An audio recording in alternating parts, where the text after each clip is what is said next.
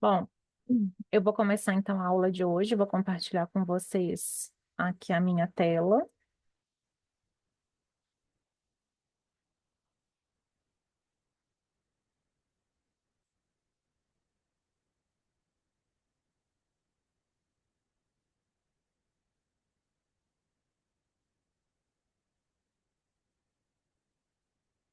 Vocês estão vendo? Estamos. Bom, eu tô. Ótimo, ótimo. Então tá. Qualquer coisa durante a aula vocês podem me interromper, tá? Para que essa aula seja mais participativa. O intuito dessa aula de hoje é falar um pouquinho para vocês sobre o congelamento por imersão, que é uma das técnicas que a gente mais realiza aqui no Centro de Microscopia, né, relacionado à parte das criotécnicas. Então, quem é responsável aqui no CM sou eu e a Janine, que é uma outra servidora, e quem realiza a parte de criomicroscopia é o Miquita, que deu aula para vocês ontem, tá? Então, envolvidos, né, com quirotécnicas, que inclusive irão acompanhar vocês durante a parte prática, é a Janine, Miquita e eu. Bom, então, vamos, né, entender um pouquinho dessa técnica. Primeira coisa que a gente tem que pensar, né, como eu falei para vocês ontem, é que toda amostra biológica, quando ela vai passar pela microscopia eletrônica, que vai ser submetida a uma análise, ela precisa necessariamente passar por um processo de fixação, justamente para conseguir preservar as estruturas, manter viável aquela amostra. Então, essa fixação ela pode ser química, com os glutaraldeídos, como a gente viu no primeiro módulo, e neste aqui a gente está focado especificamente para a fixação física. Então, esse método de congelamento por imersão nada mais é do que ele consiste em pegar uma amostra, a gente deposita essa nossa amostra numa tela, que é a mesma tela utilizada na microscopia convencional. Ela tem alguns detalhes, algumas particularidades que eu vou falar um pouco melhor para vocês. Então, essa amostra depositada, ela é rapidamente imersa em um líquido criogênico. No entanto, quando a gente faz esse tipo de processo, a gente tem algumas amostras que elas são melhores, né? Que elas são mais específicas, ideais para esse tipo de processamento. Por quê? Quando eu quero congelar essa amostra, analisar diretamente ao microscópio, eu preciso de ter uma amostra em suspensão aquosa. Então, qual tipo de amostra que eu posso utilizar? Desde bactérias, alguns micro-organismos, né, que estão presentes na água, solo, por exemplo, algumas coisas que estão no ar. O que vai determinar a amostra a ser utilizada aqui, nessa técnica específica, é o tamanho, e a gente vai ver algumas características daqui a pouquinho. Então, todas essas amostras estando em suspensão, eu posso utilizá-las para realizar a criomicroscopia. Então, o grande objetivo dessa técnica é pegar essa amostra em suspensão aquosa, mergulhar, né, imergir ela rapidamente em um líquido quirogênico, e esse congelamento ele é tão rápido que a amostra ela vai vitrificar sem formar cristais de gelo. Então, com isso, a gente consegue visualizar essas estruturas, né, preservando a partícula o mais próximo do natural possível. E também, né, dando detalhes que quando a gente utiliza algum fixador químico, por exemplo, a gente acaba que não consegue ter esses detalhes. Então, o grande objetivo dessa técnica é realizar o congelamento no líquido quirogênico. Fecha a porta para mim. É, beleza. É, e evitar, né, então, aliás, evitar a formação de gelo através desse congelamento ultra rápido. Então, quando a gente fala nesse congelamento ultra rápido, a gente utiliza alguns líquidos criogênicos. Então, nós temos como, por exemplo, o líquido criogênio, o nitrogênio líquido, o etano, o propano. Então, cada um deles tem uma característica, né, de ponto de ebulição, ponto de congelamento e eficiência de congelamento. Então, se a gente compara os dois principais líquidos, né, o nitrogênio com o etano, a gente observa que a eficiência de congelamento do etano, ela é muito melhor do que a do nitrogênio. Por isso que neste caso aqui, quando a gente faz o congelamento por imersão, o nosso líquido quirogênio escolhido é o etano. Esse agente, ele é mais utilizado justamente por causa das suas características, né, das suas propriedades físicas. Então, ele permite uma melhor transferência de calor, ele congela uniformemente a amostra, ele vai impedir a formação daqueles cristais de gelo que a gente vê no nitrogênio. E diferente, né, do nitrogênio, ele não forma uma camada gasosa isolante ao redor da amostra durante esse processo de congelamento. Justamente por causa dessas características, que a eficiência do congelamento, a capacidade do congelamento com o etano é muito melhor do que no nitrogênio. Então, neste caso do congelamento por imersão, o agente, né, o líquido criogênico escolhido é o etano. É, Também é possível utilizar o propano, só que ele, né, a taxa de eficiência dele é menor, é um gás que quando ele vai evaporando, ele vai gerando odor, isso acaba, né, para quem está manipulando esse propano, a gente já trabalhou uma época aqui com ele, fazendo congelamento manual, né, então é muito pior utilizar esse tipo de líquido. Natália, pode perguntar. Legal. Exatamente essa eficiência, como é avaliada? Porque, tipo, a diferença de, por exemplo, do nitrogênio de 0,1 e outros de Uhum. 1,3. Tipo, esse número representa o que exatamente nessa eficiência de congelamento? Essa eficiência a gente avalia principalmente pela qualidade da imagem formada. Então, se a gente pega uma amostra que é congelada no nitrogênio, ela forma cristais de gelo. Então, isso, quando você leva no microscópio, você vê a célula muito mais danificada. Aquela sua estrutura, ela não está tão bem preservada. Embora seja uma diferença muito pequena, né? Se a gente for olhar numericamente, mas em termos de imagem, a eficiência ela é muito maior.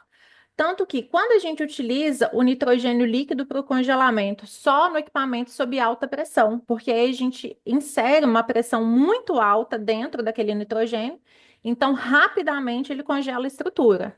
Mas se eu estou falando de partículas purificadas desse tipo de congelamento aqui, ele vai formar cristais de gelo. Embora a gente queira congelar a amostra, o nosso objetivo é não ter cristais. Então, por essa razão, a eficiência do etano ela é muito melhor. Obrigada. Nada. Podem interagir, viu, gente? É bom quando vocês vão interagindo que a aula vai, vai rendendo. Bom, quando a gente faz o congelamento, né, quando a gente decide optar, né, por essa técnica, a gente tem que avaliar diversos parâmetros para que a gente obtenha um sucesso desse congelamento. Então, não é simplesmente pegar qualquer tipo de amostra, congelar e levar no microscópio. Então, desde a seleção da minha amostra, que tipo de amostra que eu vou utilizar, se ela está concentrada, se ela está purificada, a escolha da minha grid, qual recobrimento eu vou utilizar, se eu vou fazer algum processamento antes ou depois, a deposição, tempo de blotting, né, que é o tempo que essa amostra fica em contato com o papel filtro, e o agente quirogênico, por exemplo, o tempo de congelamento que a gente vai utilizar. Então, tudo isso daqui são fatores que a gente deve levar em consideração quando a gente deseja fazer o congelamento. Em relação, então, à seleção da minha amostra. É ideal, né, quando a gente fala de congelamento por imersão, como eu vou. Deixa eu só ver se tem uma dúvida.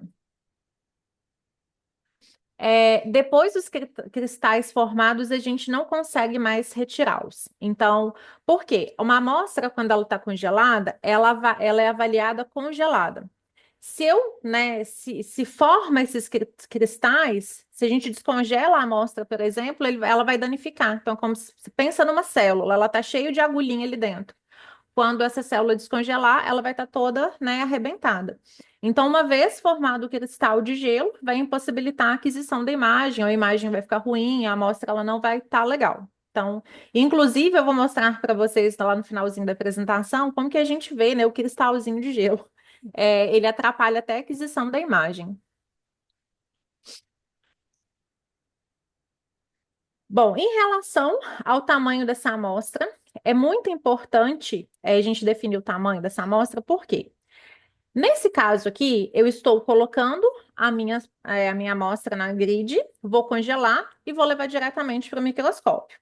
Se eu utilizo uma amostra muito espessa, como a gente está falando de microscopia eletrônica de transmissão, o feixe de elétrons, quando ele passar, né, incidir naquela amostra, ele não vai conseguir transmitir.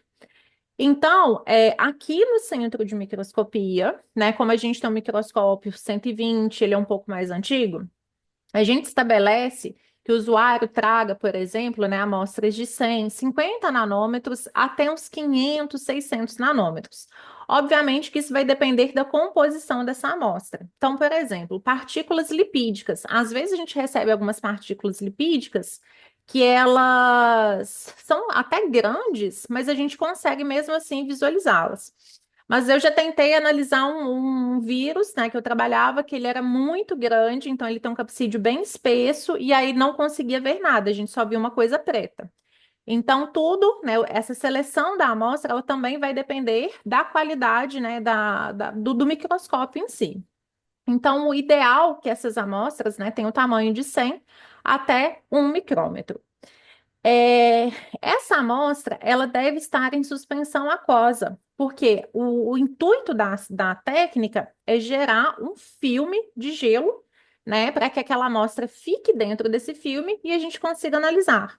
Então, se essa amostra, ela não estiver, né, se ela estiver, por exemplo, liofilizada, eu não vou conseguir formar esse filme de gelo. Então, é importante que ela tenha, que ela esteja em uma solução aquosa. Essa solução aquosa, às vezes, também é um problema. Por quê? Dependendo do tipo de diluente que a pessoa utilizar, vai interferir. Às vezes a gente avalia, por exemplo, uma amostra que está em um tampão com alta concentração de sal. A gente vê os cristalzinhos de sal lá no microscópio. Então, se possível, né, se essa amostra estiver em uma solução aquosa, mesmo em água, é o ideal para a gente. Amostras purificadas e concentradas interferem diretamente na qualidade né, do meu congelamento. Por quê? Se eu tiver por exemplo, vamos pensar de novo num vírus ou numa bactéria que foi tirada da cultura e trazida para a gente fazer o congelamento. Todas essas impurezas que estão presentes nessa amostra, elas vão interferir na hora da gente fazer a aquisição da imagem, na hora da gente fazer o congelamento.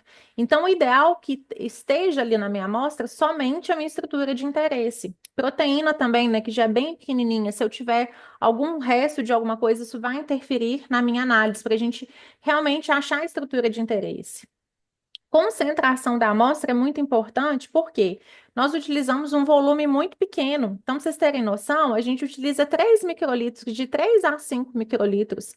Então, se essa minha amostra não estiver muito bem concentrada, na hora que a gente fizer o congelamento, a gente não vai conseguir, né, for visualizar no microscópio, a gente não vai achar a nossa estrutura. Então, isso vai interferir, né, na qualidade do nosso resultado. E a viscosidade é outra coisa muito importante também. Se é uma amostra que é altamente viscosa, ela tende a congelar mais lentamente. E esse congelamento mais lento vai favorecer a formação de cristais de gelo. Então, ela não vai ter uma boa qualidade. Semana passada, nós recebemos de um usuário uma amostra que era tipo um creme de cabelo, bem espesso. Nós não conseguimos realizar o congelamento. Você até conseguia visualizar algumas áreas na grid, mas ela estava muito espessa, mesmo a gente aquecendo, né, tentando trabalhar com ela numa forma mais líquida, Oi, tá bom, Fernanda? Cadê daí, gente? nós não Ela saiu conseguimos, aqui, mas eu não sei onde que ela foi, não. Não falou, não. nós não conseguimos então fazer essa visualização dessa amostra. E como que a gente faz, então, para que a gente consiga fazer uma triagem, né, e não ir para a criomicroscopia de uma vez, sendo que é uma técnica muito mais trabalhosa, mais laboriosa? Aqui no centro de microscopia, como em outros lugares, geralmente se faz uma outra técnica de triagem, que é a técnica de contrastação negativa. Então, neste caso aqui, quando a gente quer saber se uma amostra está apta para ir para a criomicroscopia, a gente faz a contrastação antes. Então, a contrastação nada mais é que eu pegar a minha amostra, depositar numa grid, né, a mesma grid que a gente utiliza para fazer a crio, eu retiro o excesso daquela minha amostra, adiciono um contrastante, pode ser acetato de uranila, ácido fosfotúngico, retiro o excesso, aguardo cerca de 24 horas e analiso no microscópio. Então, o que que essa técnica vai me dizer? Ela vai me falar se a minha amostra está bem concentrada, se ela está bem purificada, se as partículas estão muito aglomeradas. Eu vou ter uma estimativa de forma e tamanho. Então, sempre que a gente recebe uma amostra nova, que a gente não sabe muito bem da natureza dessa amostra, é fundamental que a gente faça essa triagem por contrastação negativa. Então, todo o serviço que a gente faz aqui, a gente já inclui essa parte de contrastação para avaliação da qualidade da amostra. Ok? Tudo certo? Uma pergunta, Thalita. Claro. É, esse reagente de contrastação tem um tempo? Vocês avaliam, não sei, diferentes tempos para ver como tem uma melhor contraste ou, tipo, esse estándar também? Esse tempo de incubar com o contraste. Não, aqui é padrão. Então, a gente deixa, por exemplo, os tempos, né? Eu coloco a minha amostra na grid e deixo 1 minuto. Aí depois, para ela decantar, né, para ela ir entrando nos buraquinhos da tela, retiro o excesso de amostra, a gente faz isso por capilaridade. Então, eu venho com esse papel bem na lateralzinha da grid, nunca por cima, para retirar esse excesso. Adiciono o meu contrastante, a gente deixa cerca de 30 segundos, já é suficiente para contrastar. Então, no caso da uranila, ela contrasta principalmente as proteínas e lipídios presentes nessa amostra e depois eu retiro o excesso. Alguns protocolos, né, eles fazem lavagem entre a deposição da amostra, a deposição da uranila, mas aqui no CM a gente não faz dessa forma. Então, cada um tem seu protocolo.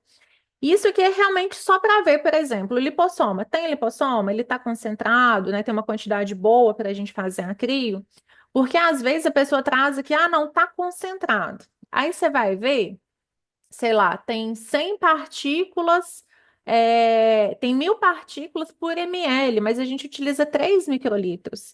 Então, a representatividade disso numa técnica que você usa um volume tão pequeno, vai ser difícil a gente encontrar. Então, a contrastação é só para a gente fazer essa triagem mesmo.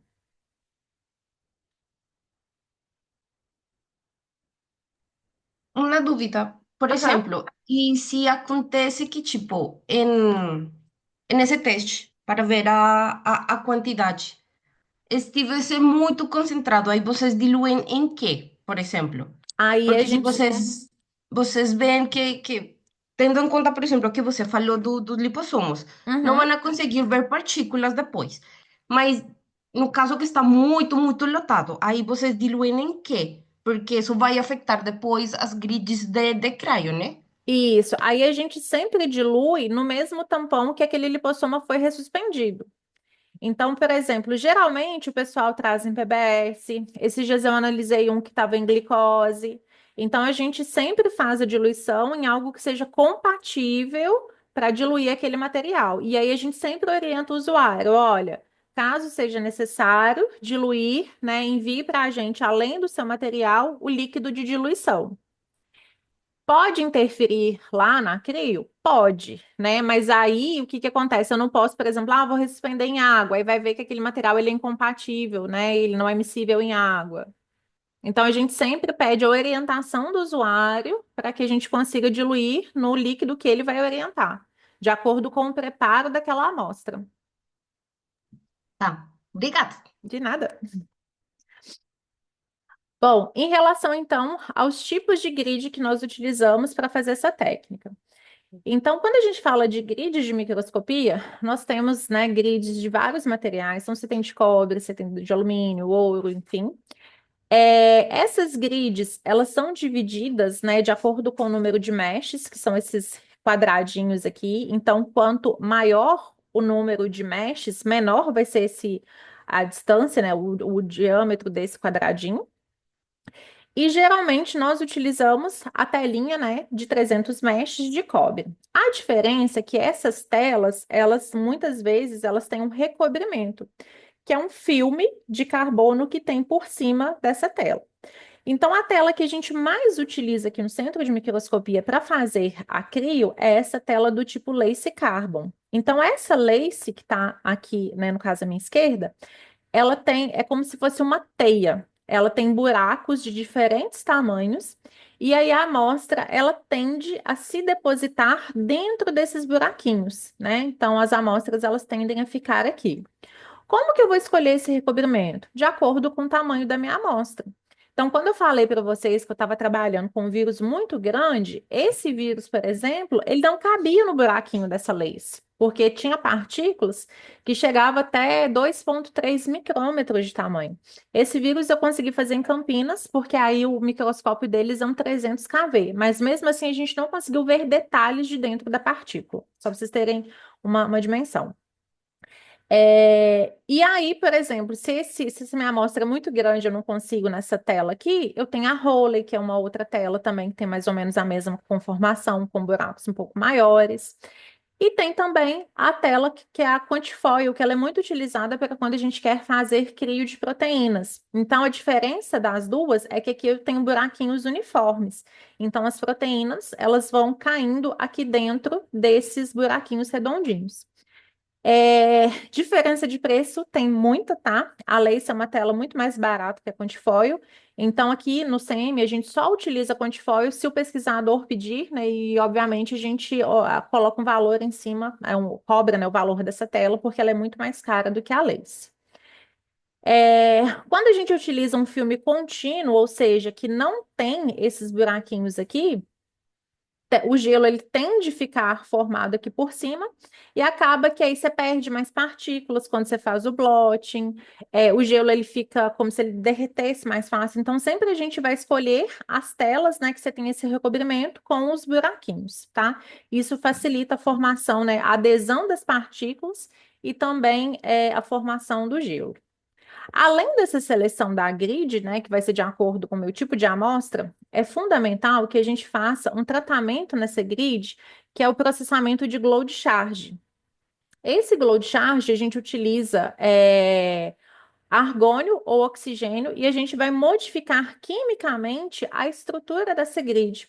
Então, a gente vai adicionar grupos polares e a gente vai deixar essa grid mais hidrofílica. Quando eu não faço esse processamento de glow charge, a minha grid ela está hidrofóbica. Então, quando eu coloco a minha suspensão aquosa, ela tende a formar uma bolha, né, uma gotinha, nesse formato aqui. Consequentemente, imaginem minhas partículas todas, né, nessa superfície, porque ela vai ter uma tensão aqui e as partículas elas ficam depositadas principalmente nessa superfície. Então aqui, ó, a gente consegue ver, ó, a gota ela não está espalhada uniformemente na minha grid. Isso que faz com que, né, na hora que eu fizer o blot, eu retire muito mais amostra do que que eu realmente preciso. Quando a gente faz o glow charge, a gente deixa ela hidrofílica, a amostra, ela né, consegue se dispersar em toda a grid e, consequentemente, essas minhas partículas, elas tendem a se depositar nos buraquinhos do filme. Então, o glow charge, ele é indispensável para essa técnica, assim como também ele é indispensável para a técnica de contrastação negativa, porque o princípio das duas é o mesmo, né? Você depositar uma amostra na grid e analisar no microscópio. A diferença é que uma a gente faz a fixação química e a outra a gente faz a fixação física, mas o princípio acaba sendo o mesmo. É, Bom, então, em relação ao preparo da grid, seria esse, tá?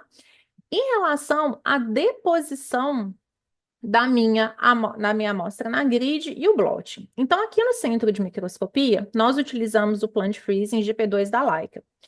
Esse equipamento aqui, ele é um equipamento que ele permite um controle maior quando a gente compara com o concorrente, que eu já vou mostrar para vocês, mas o princípio é o mesmo.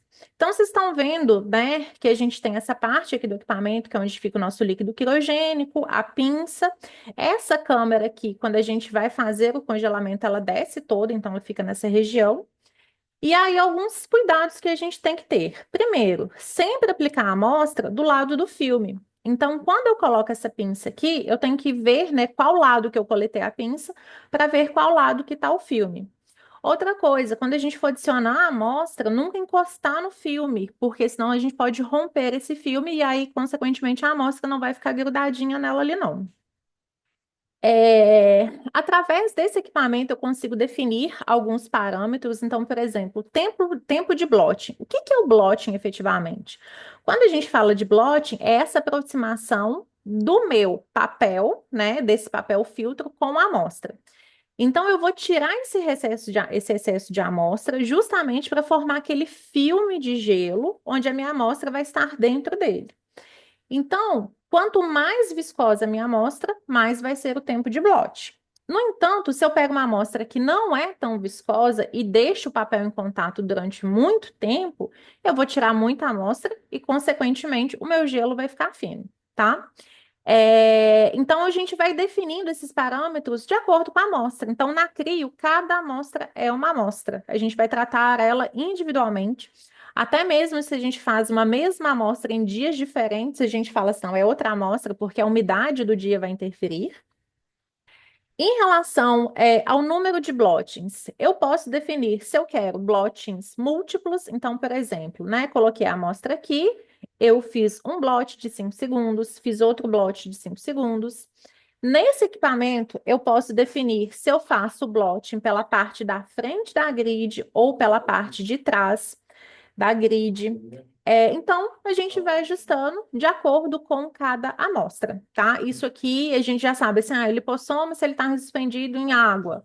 Geralmente, a gente trabalha com tempo de 5 e 8 segundos. Se é uma amostra mais viscosa, a gente já vai para 10 segundos. Então, de acordo com a experiência, a gente vai definindo esse tempo de blot. No caso do outro equipamento, né, que nós temos no mercado, que é o Vitrobot, qual que é a grande diferença dele? Nesse caso aqui, esse equipamento ele já faz um blot múltiplo. Então, ele vem como se fosse um sanduíche, né? A grid está aqui no meio, ele tem um papel filtro do lado direito, do lado esquerdo, e ele aproxima e fica em contato. Então, no caso desse equipamento, os principais parâmetros a ser definidos durante o blot é o tempo, né? O tempo que ele vai ficar em contato e a força que ele vai exercer naquela grid. Então, assim, acho que a grande maioria das pessoas do mercado trabalham com esse equipamento, né? Ele é um equipamento um pouco mais em conta, comparando com, né, financeiramente é um pouco mais barato do que o plano, que o GP2 que nós temos aqui. O GP2, ele traz uma série de vantagens, que é principalmente o controle dessa câmera. Então, se vocês olharem aqui, ele é todo automatizado. Já no caso do Vitrobot, é como se fosse só um container. Então, às vezes, esse etano aqui congela, você tem que vir com uma pinça quente, enfim. Mas isso não inviabiliza a análise, tá? São só equipamentos que a gente vai trabalhar com eles de forma diferente. Então, quando a gente faz o blotting, o nosso principal objetivo é tirar esse excesso de amostra que tem aqui e fazer um filme para que a gente consiga congelar a nossa amostra. Porque aqui nesse caso, né, da criomicroscopia, o que que a gente quer? A nossa amostra, ela vai ficar inserida nessa parte aqui congelada. Quando o feixe de elétrons passar aqui, ele vai conseguir transmitir e esse gelo vai dar resistência. Então, a nossa amostra, ela não vai derreter, né, não vai sofrer a interação dos elétrons, porque ela vai estar nessa camada de gelo. Oi?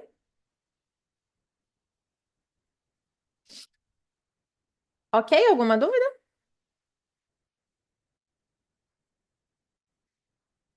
Tem 10 minutos. Se precisar, gente, eu agendo outra reunião, tá? Porque eu acho que vai precisar mais um pouquinho.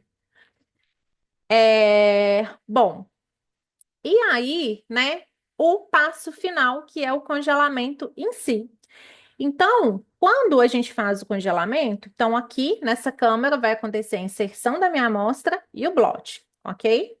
Depois, essa pinça rapidamente cai aqui no etano, nesse container de etano que fica aqui dentro. Então, ela é mergulhada aqui no etano. E aqui ao redor, a gente tem nitrogênio, justamente para a gente ter uma atmosfera de nitrogênio aqui dentro. Porque quando eu fizer essa transferência do etano para o nitrogênio, eu tenho que estar numa temperatura semelhante, porque senão vai acontecer a cristalização, né? A formação de cristais de gelo.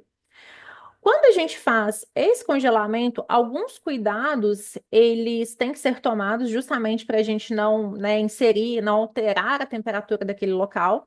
Então, quando eu faço a transferência, a gente sempre usa máscara. Eu nunca vou tirar minha pinça levantando ela, dessetando, saindo dessa atmosfera de nitrogênio, porque isso vai interferir, né, vai mudar a temperatura desse local aqui e vai fazer com que forme cristais de gelo. Depois que eu tiro essa minha amostra do etano, essa amostra ela vai para o nitrogênio líquido Então, a gente aqui tem um grid box, né, onde a gente deixa essas gridzinhas.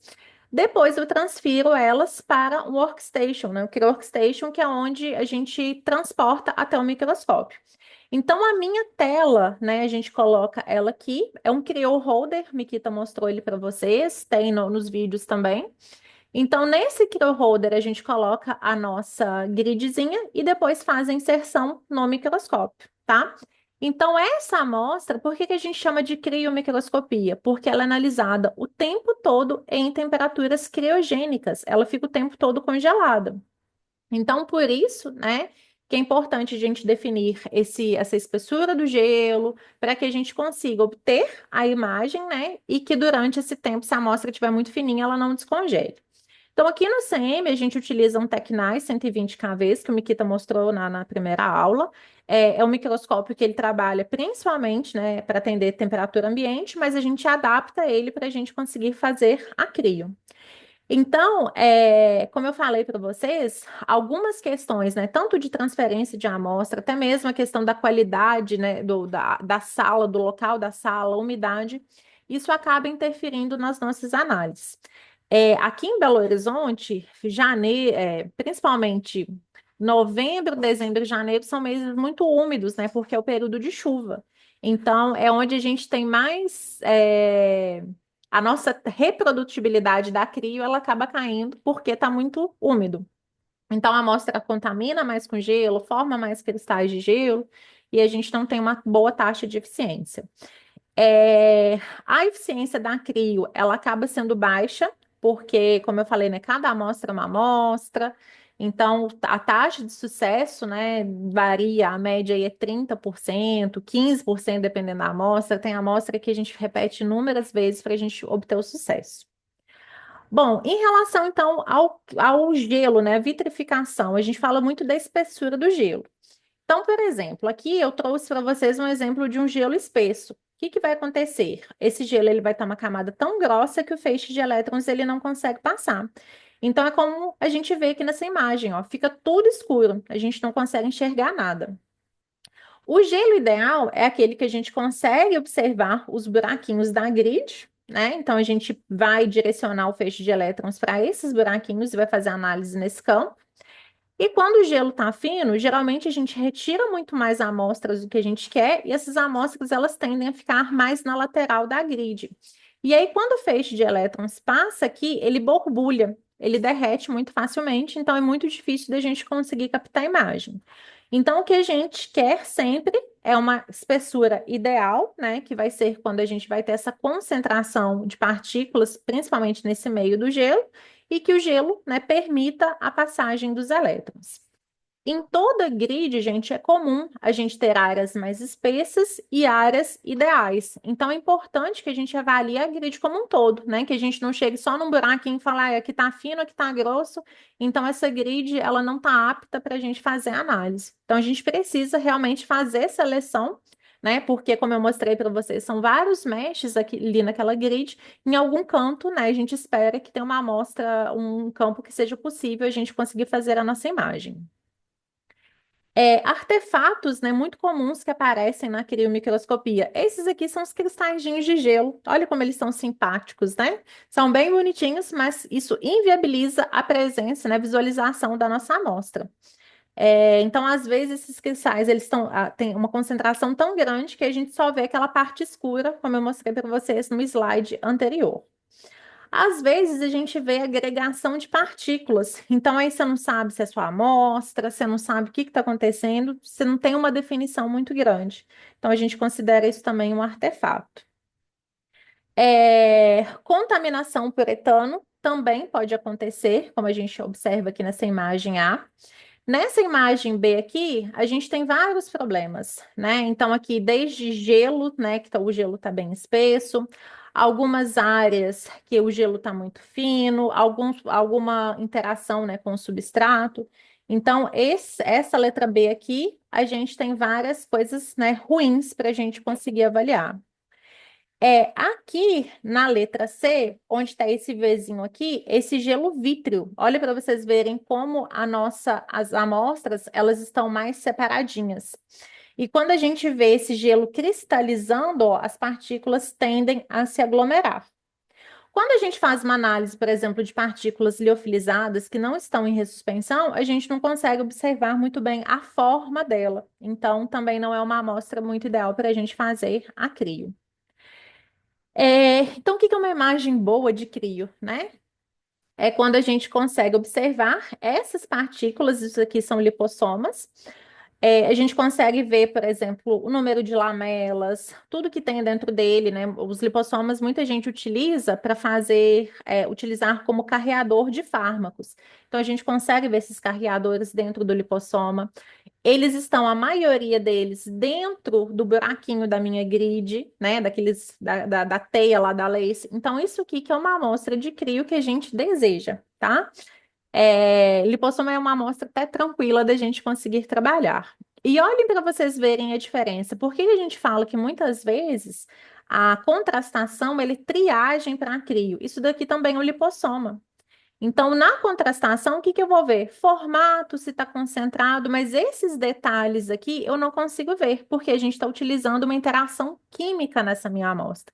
Então, essa interação, ela não me permite ver esses detalhes, ela acaba alterando a forma. Tem lipossoma que ele fica todo craquelado, ele fica bem, bem feinho. Então, dependendo do estudo, a CRIO vai ser a resposta, né, para sua pergunta. Mas é claro que às vezes a pessoa quer só ver se tem lipossoma e ver o tamanho. Contrastação negativa resolve, tá? Então, tudo acaba dependendo da pergunta que a pessoa tem. Eu só vou finalizar essa aula aqui, né, que tem mais 1 minuto e 40, e eu vou mandar um outro link para vocês para a gente tirar dúvidas, ok? Já mando aí para vocês. Então, muito obrigada, né, pela participação de todos. Essa aula ela vai ficar disponível, assim como a outra, tá? Já vou só encerrar aqui a gravação e já mando o link para vocês. Deixa eu ver.